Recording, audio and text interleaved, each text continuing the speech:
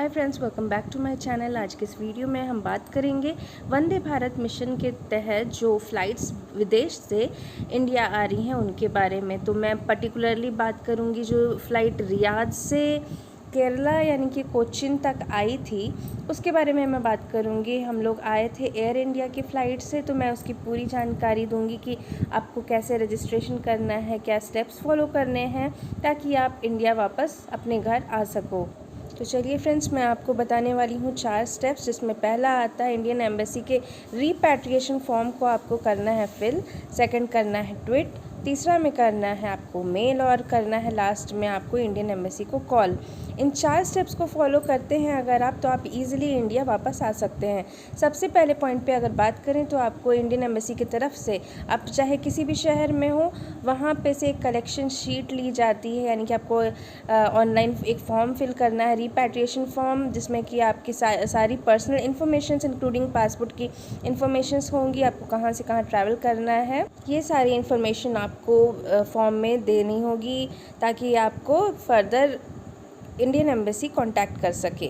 अगला जो है वो है ट्वीट करना है आपको इंडियन एम्बेसी को ट्वीट करना है। साथ ही साथ आप इंडियन एविएशन को ट्वीट कीजिए कि आपके साथ क्या परिस्थिति, आप क्यों आना चाहते हैं, ताकि वो लोग भी जान पाएँ। आप अगर मेल करते हैं इंडियन एम्बेसी को तो वो बहुत ही ज़्यादा फ़ायदेमंद होता है, क्योंकि वो मेल डायरेक्टली एम्बेसी तक पहुंचता है और उन लोगों को आपकी ज़रूरत पता चलती है थ्रू ईमेल। अगला जो आपको फॉलो करना है वो है इंडियन एम्बेसी को कॉल। वैसे तो बहुत सारे नंबर्स होते हैं, लेकिन कुछ ही नंबर ऐसे होते हैं जो कि वो लोग लेते हैं, यानी कि ऑफिसेज में ली जाती हैं। अगर आपका कॉल लगता है तो आप उन्हें रिक्वेस्ट कर सकते हैं कि आपकी फ़्लाइट जल्द से जल्द हो। अब हम बात करेंगे प्रायोरिटी की कि किन्हें प्रायोरिटी मिल रही है। सबसे पहली प्रायोरिटी जहाँ तक मुझे मालूम है वो मिल रही है प्रेग्नेंट लेडीज़ को। अगर प्रेग्नेंट लेडीज़ के साथ कोई आना चाहते हैं साथ में, दे कैन ऑल्सो ट्रैवल। और मेरी भी ये सजेशन है कि प्रेग्नेंट लेडीज़ अगर आ रही हैं तो उनके साथ में कोई ना कोई साथ हो, क्योंकि ये एक लंबी जर्नी होती है जिसमें कि बहुत सारी दिक्कतें आ सकती हैं, उठने बैठने, या फिर बहुत सारी ऐसी चीज़ें हैं, थर्मल स्क्रीनिंग होना है या सिक्योरिटी चेकिंग होना है उसमें। इसके अलावा जो बीमार लोग हैं, जिनको मेडिकल इमरजेंसीज़ है, वो आएंगे, और स्टूडेंट्स और जो बूढ़े लोग हैं जिनको नीड है इंडिया वापस आने की। और जो एक प्रायोरिटी मिलती है वो बहुत ही ज़्यादा प्रायोरिटी मिलती है जो डेथ हो गया है फैमिली में। तो अगर किन्हीं का डेथ हो गया है तो वैसे लोग को भी आने की परमिशन मिलती है, और जिनका जॉब लॉस हुआ है। इन सभी प्रायोरिटीज़ के आधार पे आपको इंडियन एम्बेसी से कॉल आ सकती है। आपकी अगर लिस्ट में नाम आती है तो आपको कॉल आएगी, और कॉल में जो इंडियन एम्बेसी के सुपरवाइज़र्स हैं वो आपको पूछेंगे रीज़न, कहाँ जाना है इंडिया में, कैसे जाना है, कितने लोग हैं, इन सभी चीज़ों के बारे में आपको पूछा जाएगा कॉल में। और जो भी टिकट्स की जानकारी है वो आप उन्हीं से ले सकते हैं, और वो बताएंगे कि आपको टिकट कहाँ से परचेज़ करना है। टिकट्स के लिए बेसिकली 2 ऑप्शंस होते हैं, आइदर आपको एयरलाइन के ऑफिस जाना होगा, और नहीं तो फिर कोई आपको टिकट की एजेंसी कॉल करेगी जहां से आपको टिकट परचेज़ करना होगा। टिकट मिलने के बाद आपको करनी होगी थोड़ी सी तैयारी, जिसमें आता है सबसे पहले पीपीई किट। ये एक जो किट होता है पर्सनल प्रोटेक्टिव इक्विपमेंट, इसमें बहुत सारी चीज़ें इंक्लूडेड होती हैं, जिसमें आपको एक कवर मिलेगा पहनने के लिए, और ग्लव्स होंगे, मास्क होगा, फेस शील्ड, शू कवर और कैप होता है। तो ये आपको आइदर परचेज़ करना है, आप ज़्यादा अच्छा यही होगा कि आप परचेज़ करके और फिर यूज़ करें, और नहीं तो फिर एयरलाइंस भी प्रोवाइड करती हैं। आप जब जाएंगे फ़्लाइट में तो आप पीपीई किट को पहन कर के जाएं, क्योंकि बहुत ज़्यादा भीड़ है और आपको भी नहीं पता कि किसको ये वायरस इफ़ेक्ट कर चुका है।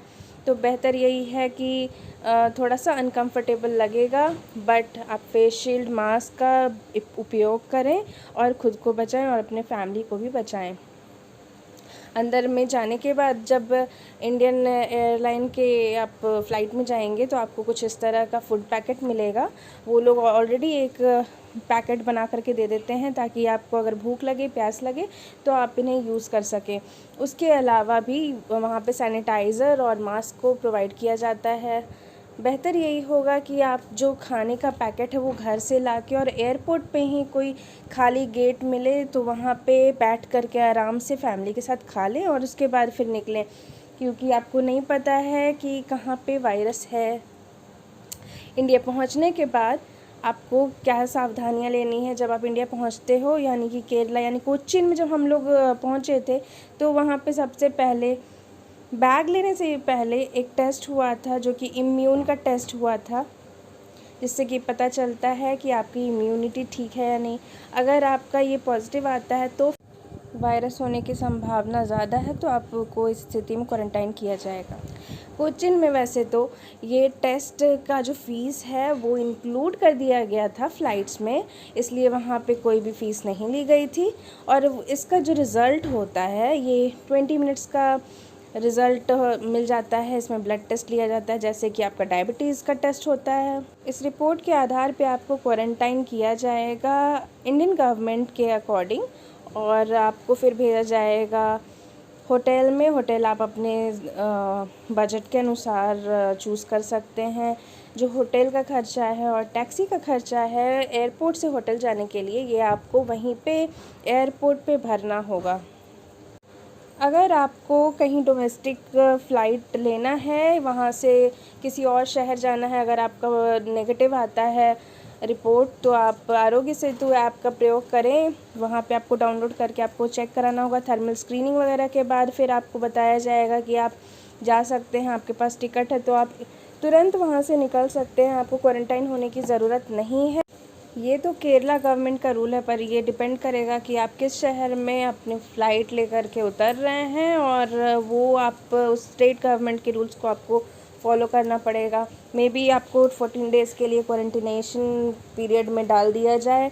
और इसके अलावा जो फ़ीस होती है अगर आप क्वारंटाइन हो रहे हैं 14 डेज़ के लिए, 7 डेज़ के लिए, जो भी रूल्स है उसके अकॉर्डिंग वो आप चूज़ कर सकते हैं। अलग अलग से पैकेज आता है। 800 रुपये से लेकर के 6000 रुपये तक का आपको पेमेंट करना पड़ सकता है पर डे, इंक्लूडिंग रहना और खाना।